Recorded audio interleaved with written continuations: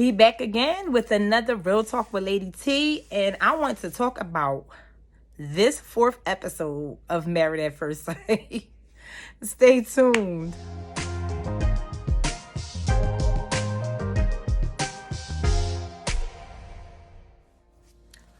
Okay, so after last week's episode, I was hesitant today to watch today's episode, but I got through it.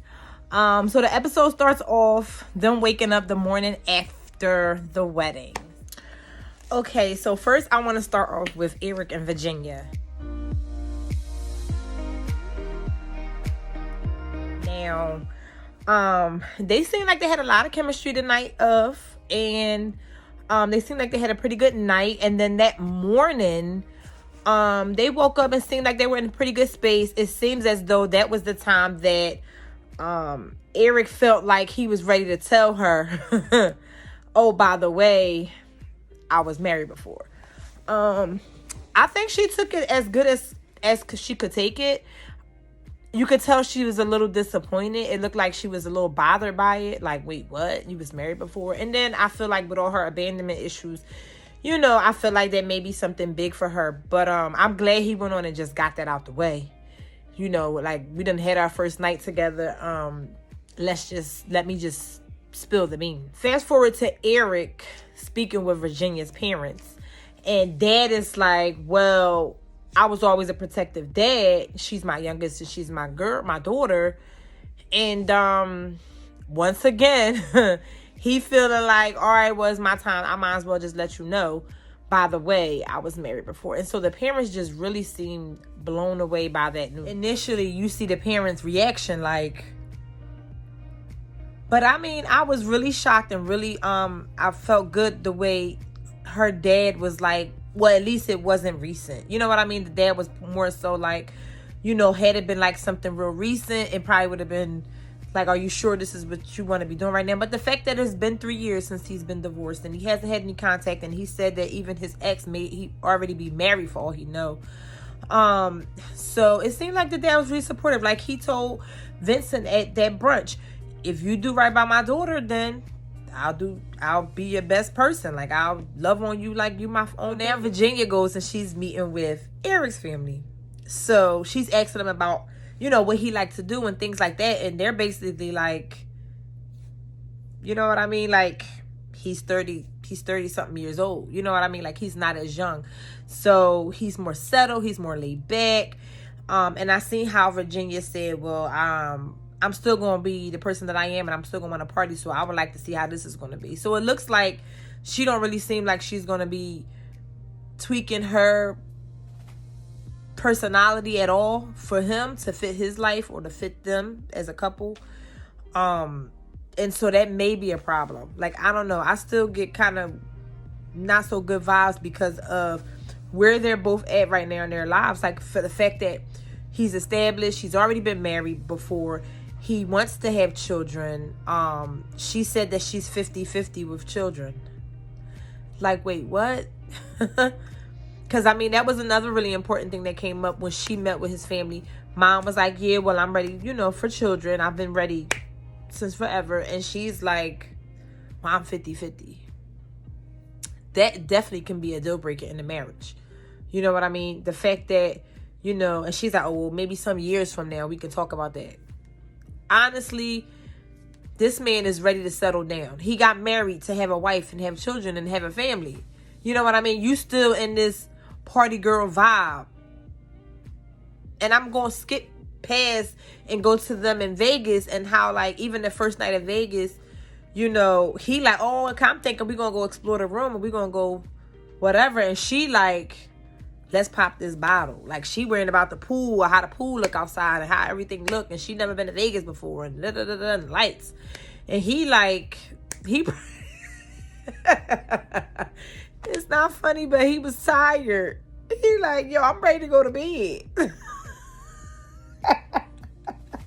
Poor Eric.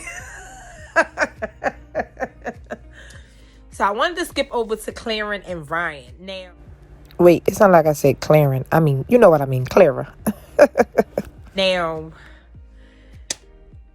just given the fact that his parents are ministers or pastors, and they have their, organized religion,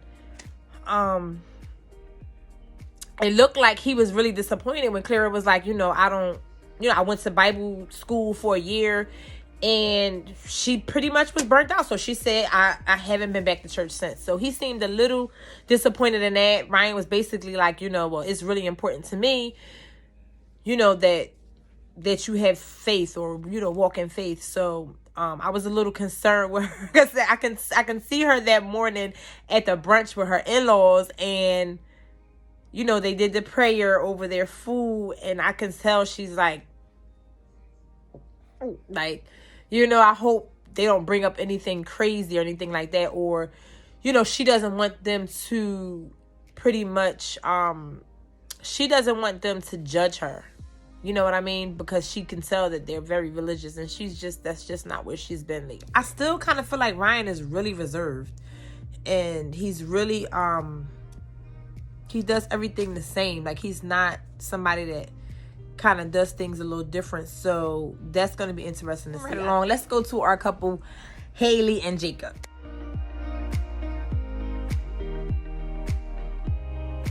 Okay, so I kind of got up and down feelings. Like, initially, I'm like, okay, Jacob is like a square. He's very boring. Haley's outgoing, outspoken. She like to do things with her friends. She like to explore, and he's just not that.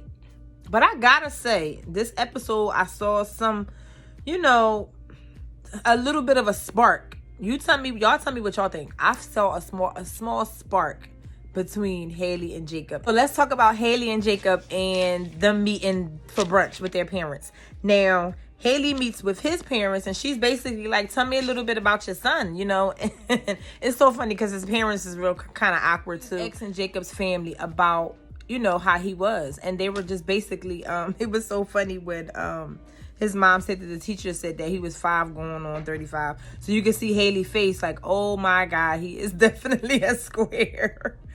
But they said he was just always quiet, respectful. Like, the dad was like, oh, he's never been out of line with me or my wife, disrespectful to us. He's just always been all the way around mellow type of kid. When he gets over to Haley's family, it was so funny because all he started doing again is talking about his beach and his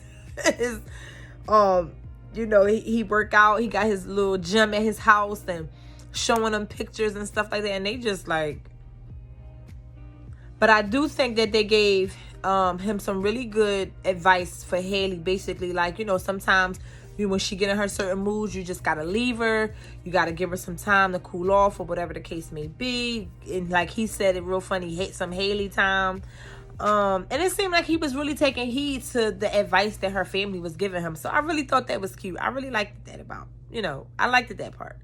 Haley said, and seems to be like she's going to be open-minded. She said, I signed up for this process and I'm here. He seems like a really nice guy. It was closer to the end of this episode when they were already in Vegas, and you could just hear how Haley feels about him. And she's basically like, he seems like a really nice guy. I'm looking forward to seeing where this is going to go. But she just seemed genuinely open to it. So I thought that was actually a good sign from Haley, her being open-minded. I seen them kind of like look like they was going to cuddle a little bit at the end. So yeah, I don't know. I'm not going to completely cut Haley and I'm not going to cut her and Jacob out because I feel like I seen somewhat of a spark. So y'all tell me what y'all think about this particular couple. So let's move right on over to our couple, Vincent and Brianna.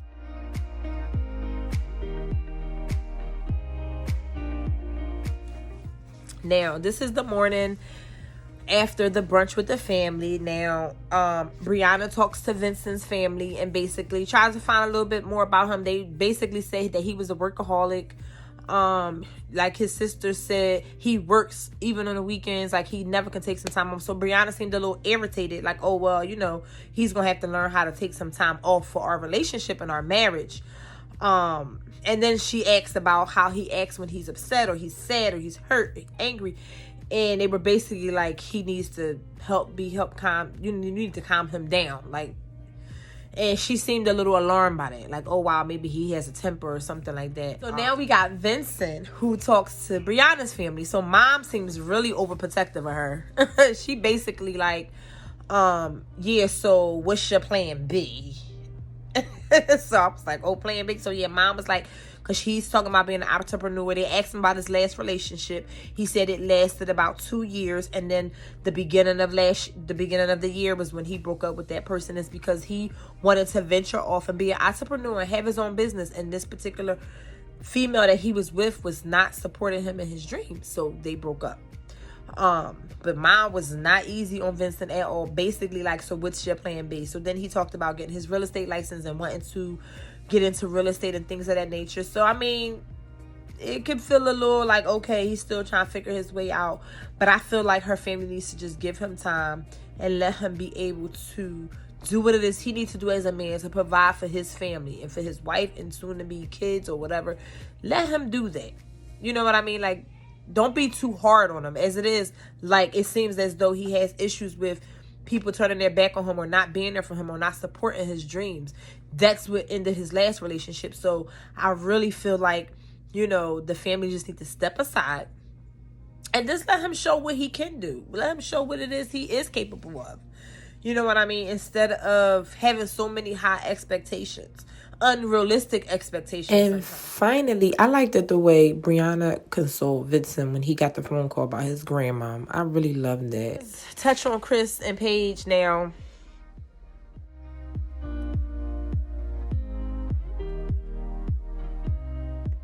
He messing me up with the mixed emotions. So you telling the cameras and you telling her friends that she's not what you want, but she's maybe what you need, right? Wet at night, you get in there and you watching her in her pajamas and you like, you know what? I think I'm starting to be a little attracted to her. We find out the next morning you go MIA, right? Because you had an anxiety attack and a meltdown. Like, seriously? You had a meltdown and got the nerve to tell her that I'm not really attracted to you. That's why I had a meltdown.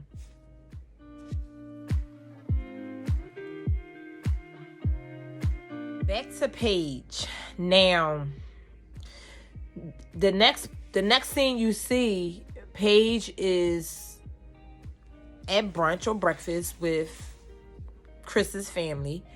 And first of all, why I was irritated that his dad was sitting right next to her. Like, I was like, sir, like, no, you should be on the other side of the table. But anyway, you know, Paige seemed a little shooken up about the conversation she just had with Chris. And basically, she was like, I'm confused. How I've never had somebody want to do these things to me, touch me, and be intimate with me, and they're not attracted to me. So, I don't know if y'all peeped, but the mom talking about, was he drinking? Ma'am.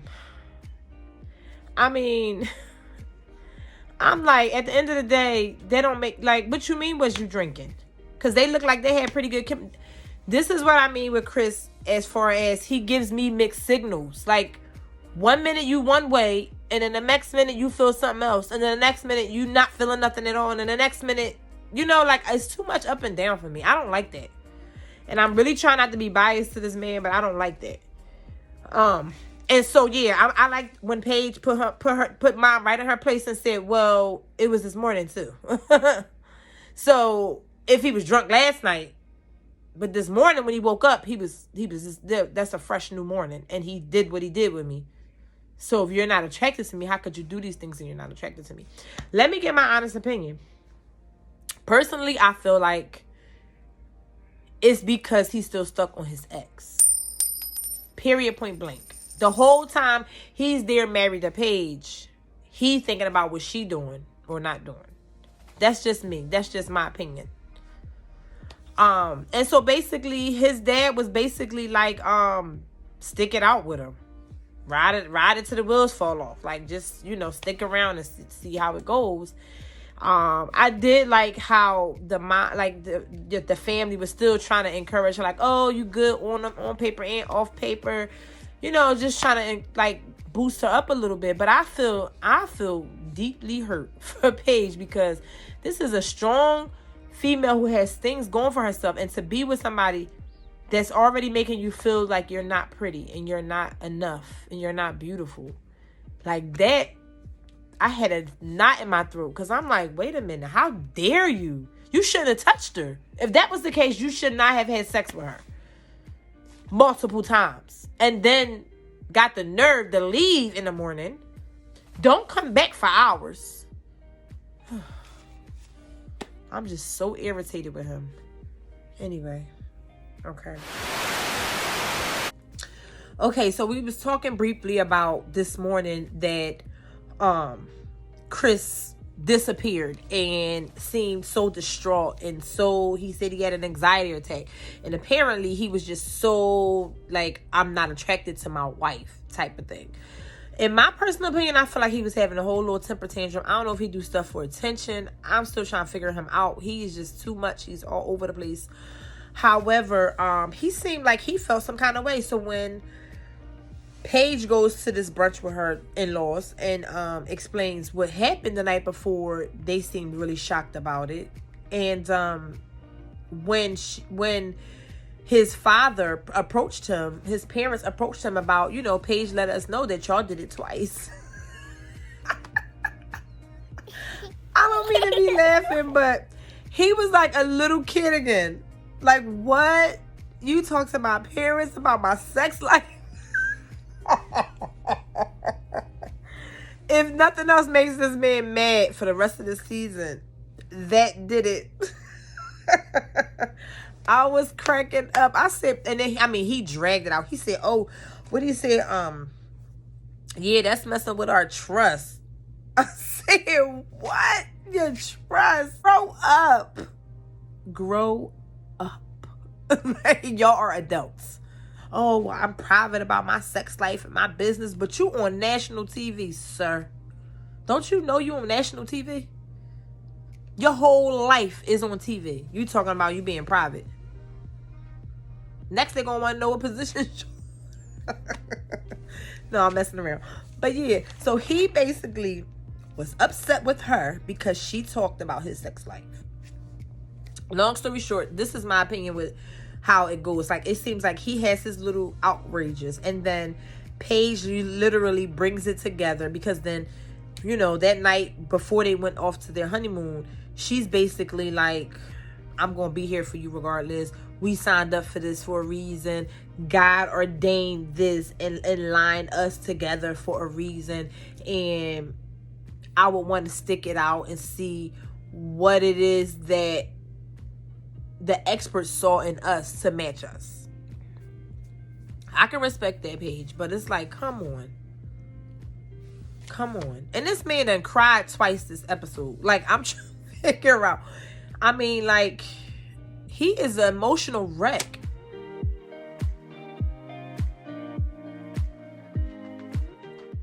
He is trying to compress his real feelings for whatever's going on outside of this show. He's trying to compress that and be in the moment with Paige. And I personally feel like he can't be in the moment with her because he's somewhere else. That's just my personal opinion about it. Chris' dad did check him. He was like, I raised you. He said, what he said? You make sure you don't hurt her. Because I know I raised you. And then Chris had the whole, that's why I said he felt like he was a little kid, because the dad was like, it happened twice. And he was like trying to, because he trying to explain that it happened twice because he was trying to see if they could build a connection. So after Chris and Paige had their little scuffle about him feeling betrayed, she went to go get her hair done. So she left for a few hours. That little bit of time gave him some time to cool off. And when she came back with her hair all did and everything, now he over there looking at her. He's crazy. And basically, like, he wants to see, he's excited about the honeymoon now, and he wants to see where things can go. So next you see them toast, Chris and Paige, and he's like, oh, let's toast to a wonderful honeymoon. So yeah, it's kind of up and down. It's like y'all going through this and now y'all toasted to a wonderful honeymoon. Like, ooh, Whew, as y'all can see, Chris and just Paige, they just drains me. But anyway, they are going to Vegas for their honeymoons, and I just wanted to put in a little clip of their excitement about it. I've never been. We're going to Vegas? Going to Vegas. Oh. Mandalay Bay. We're going to have so much fun. Yay, Vegas! You've been to Vegas? Oh, 100 times. Yeah. I've been a couple times. So the first thing I'm going to do when we get to Vegas is whatever Claire wants to do. And then secondly, we'll go look at sports books. I'm not a big gambler solely because I don't have money to lose. That's okay. So, That's okay. I went to Vegas probably 7 times last year Oh, okay. Nice. for work. Mm-hmm. So I know the ropes. I got this. Good. Yeah. Cool. you think it's going to be like crazy? Oh no, I want relaxing. Can we have like A little crazy. Okay, let's have a crazy day. crazy day? We can sleep in. That'll be it. Vegas is going to be bomb. So yeah, that's all I had for today. This was an interesting episode. It redeemed itself from episode 3 because episode 3 just gave me a headache. This episode wasn't too bad. It was some drama in there, and there was some aha moments and some wait what, like shut up, like get out of here. But it wasn't as bad. So I'm looking forward to the next episode, and we will be back. So make sure you come back. Stay tuned. Put your comments below. Let me know what you think. Let me know how you feeling about this season so far, and especially this episode. And I'll talk to you next time.